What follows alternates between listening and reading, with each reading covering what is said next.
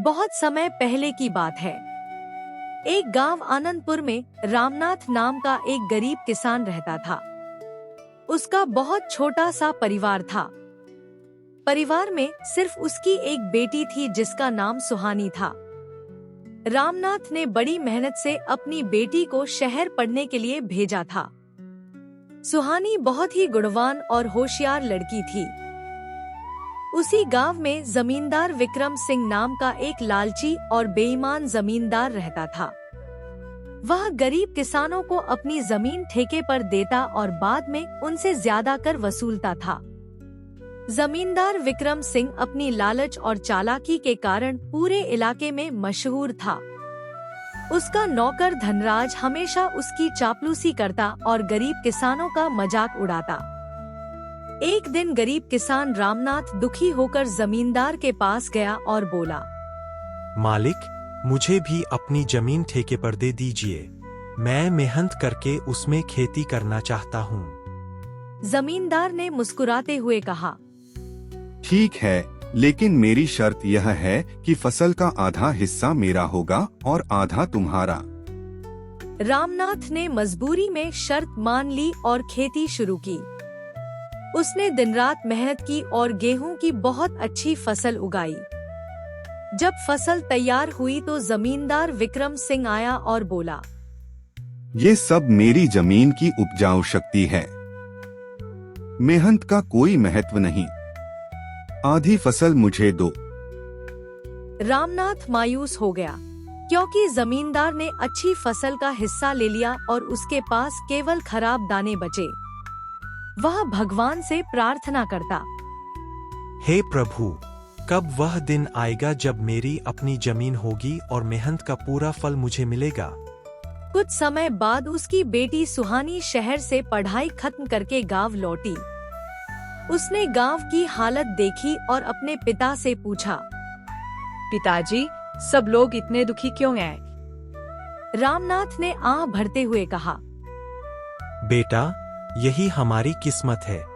हम मेहनत करते हैं और जमींदार विक्रम सिंह जैसे लोग उसका फायदा उठाते हैं। सुहानी ने दृढ़ निश्चय किया, पिताजी, अब मैं भी आपके साथ खेती करूंगी और इस जमींदार को उसकी चालाकी का जवाब दूंगी। सुहानी जमींदार के पास गई और बोली, मालिक, मुझे भी जमीन ठेके पर चाहिए। तू एक लड़की होकर खेती करेगी?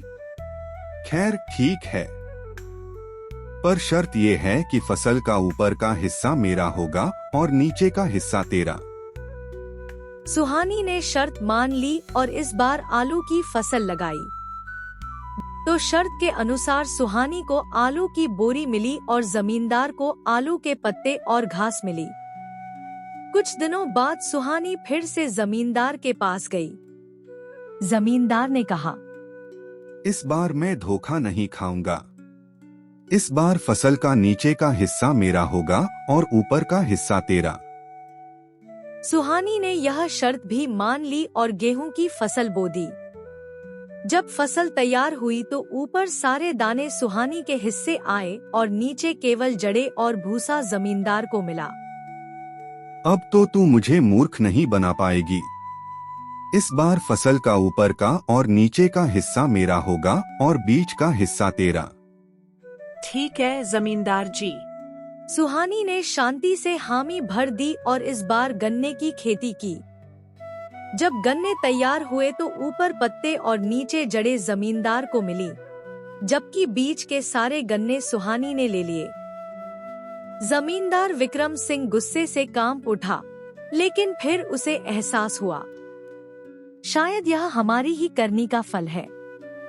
हमने गरीब किसानों को बरसों लूटा और आज पहली बार किसी ने हमें सबक सिखाया है। उसने गांव वालों को इकट्ठा किया और कहा, आज से मैं किसी भी किसान से बेईमानी नहीं करूंगा। जितनी जमीन और कागज मैंने गिरवी रखे हैं, सब वापस करता हूं। अब हर किसान को उसकी मेहनत का पूरा हक मिलेगा। गांव के किसान खुशी से झूम उठे। उस दिन के बाद आनंदपुर गांव में सभी किसान सुखी रहने लगे और किसी ने भी फिर कभी किसानों का हक नहीं मारा।